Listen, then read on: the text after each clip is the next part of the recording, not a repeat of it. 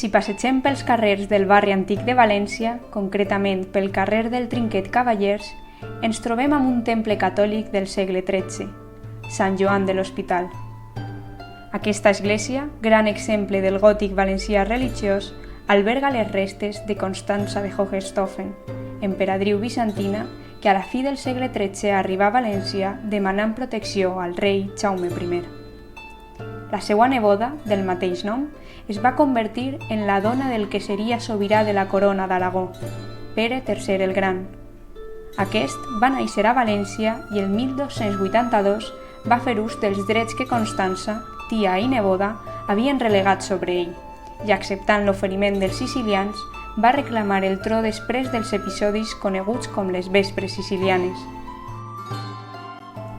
Des d'aquell moment, el regne de Sicília roman estretament lligat al de València, sent tots dos territoris de la corona d'Aragó. Exemple d'aquell lligament és el comerç del gra, representat a València en l'edifici de l'Almodí, construït en 1307 sobre l'alcàsser de la ciutat. Arribat el moment, aquest va ser incapaç de suplir les necessitats de gra de l'urbs sense importar-ho d'altres llocs, com era el cas de Sicília. Aquest comerç del gra va donar peu a la creació de més rutes comercials com la del drap, important part de l'economia valenciana medieval. Mostra d'això i del poder econòmic del seu gremi és l'edifici de l'església de Sant Nicolàs, parròquia dels Pelaires que, amb els seus imponents frescos i pintures, recorden el valor que aquest ofici va tindre en el comerç exterior de la ciutat. Aquest comerç marítim de tèxtils no era nou al regne. València era també coneguda per la seva benvolguda seda, tradició que ens arriba per via marítima des de Gènova, que al seu torn li arriba també per mar des de Sicília. La importància que la seda representa és vital i permet que la ciutat es convertisca en una de les urbs de major pes polític i cultural i amb molta importància econòmica durant el segle XV, època en la qual es construís el major exponent del gòtic civil valencià. La Llotja de la Seda, edifici civil on es realitzaven transaccions comercials internacionals de draps de llana, de gra, de ceràmica i també de seda.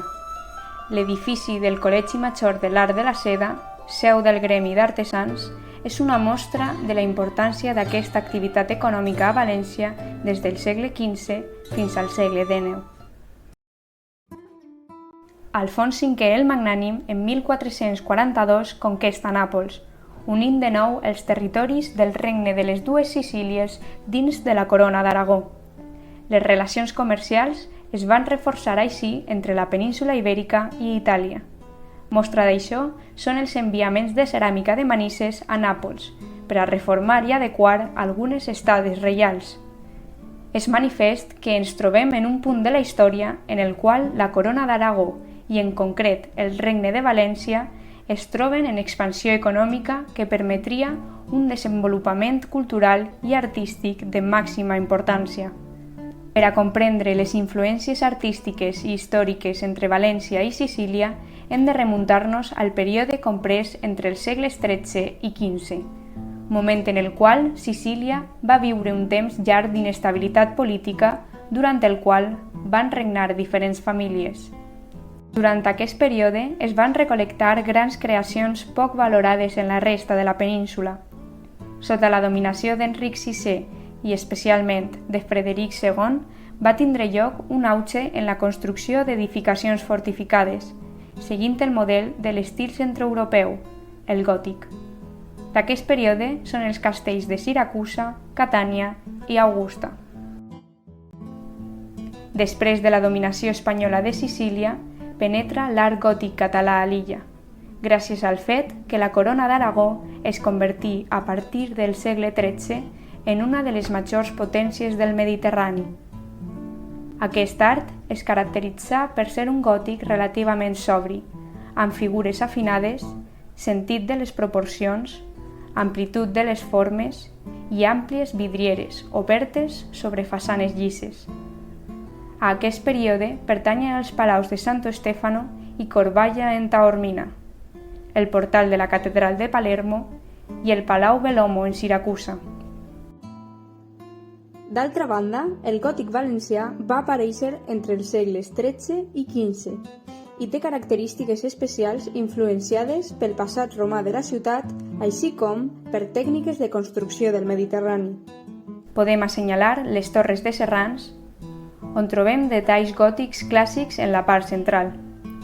També cal nomenar la Llotja de la Seda, la Catedral de Santa Maria, el Micalet o el Palau de la Generalitat. Sabem que les primeres obres del Palau Reial de València es van inspirar en el Palau Reial de Palermo i en el de Maniatse, en Siracusa. El Palau Reial de Palermo és la residència imperial més antiga d'Europa. Per altra banda, el castell de Maniatse pren el seu nom del general bizantí Giorgio Maniatse, que va reconquerir la ciutat als àrabs en 1038. El Palau Reial de València va ser residència de nombroses famílies reials de la comarca, que es van succeir entre els segles XI i XIX. Malauradament, va ser destruït a principis del segle XIX en la invasió napoleònica. La figura artística d'Antonello da Messina destaca per la pintura, on fa ús de l'estil flamenc i de la tècnica a l'oli. Estudià a Nàpols, on va rebre influència espanyola, la qual cosa condicionaria el seu art. L'obra Sant Jerònim en l'estudi està datada en 1474 i és un oli sobre taula. La creació del fons recorda el prosceni d'un espai d'estil gòtic català. El sol és de gres ceràmic blau, verd i blanc, típics de la producció de ceràmica de Manises d'aquella època. Durant la seva estada a Nàpols va conèixer al pintor espanyol Jacomart, convidat per Alfons V. Jacomart va ser el principal exponent de la pintura catalana del segle XV, assimilant la tècnica dels pintors flamencs, amb la seva predilecció per l'or, la intensa espiritualitat i els motius arquitectònics italians. Hem d'assenyalar la rellevància de la seva obra de la Verge, inicialment atribuïda a un pintor flamenc. Serà la ceràmica un punt fonamental d'unió i d'interès de tots dos territoris. Així, en 1238, Jaume I conquesta València, recompensant així a cavallers com Artal de Lluna amb l'alqueria de Manises. Més tard, López Ferrer III de Lluna ven Manises a Pere Boïl en 1304. Tot apunta al fet que va ser ell qui va introduir la tècnica de reflex metàl·lic en el Regne de València, ja que va ser ambaixador del territori musulmà del Regne de Granada en 1309. Allí descobreix les peces fabricades amb aquesta tècnica que produïen els artesans musulmans, que més tard es portaria al seu senyoriu.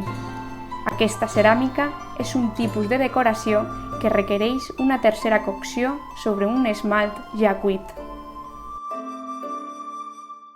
Després d'un període de crisi causat per la guerra castellà-aragonesa, la família Boïl va ser essencial per a la recuperació de Manises. Durant els segles XIV, XV i XVI, la ceràmica de Manises viu la seva màxima esplendor. En els segles XVII i XVIII es manté la comercialització de peces de reflex metàl·lic. Al XIX, la seva major producció canvia a la ceràmica d'ús domèstic, és a dir, vaixelles, taulells i peces de decoració, comptant amb 16 fàbriques al principi del segle. No obstant això, la irrupció del modernisme propicia un nou auge en la producció ceràmica de Manises, que acaba el segle amb 300 fàbriques. Per part seua, Santo Stefano di Camastra és un xicotet poble de Sicília conegut a tot el món per la producció de ceràmica. Aquest va haver de ser reconstruït en una zona costanera rica en jaciments arxilencs després de la seva caiguda en 1682. L'argila que s'extreia es va utilitzar per a la reconstrucció del poble i per a la fabricació d'objectes, especialment per al transport d'aigua. Al voltant de 1870, els artesans de Marsella i Nàpols anaren per a ensenyar als artesans locals l'art de fer rajoles. Més recent és la producció de ceràmica ornamental, la nova terracota vidriada, decorada i cuita per segona vegada. A principis de la dècada de 1950 es va iniciar la comercialització de la ceràmica estefanesi. Des de llavors, aquesta ceràmica s'ha fet famosa a tot el món. Avui dia, els objectes més buscats són els caps de moro, que formen part de la ceràmica antropomòrfica, i les pinyes, considerades com un símbol de bona sort.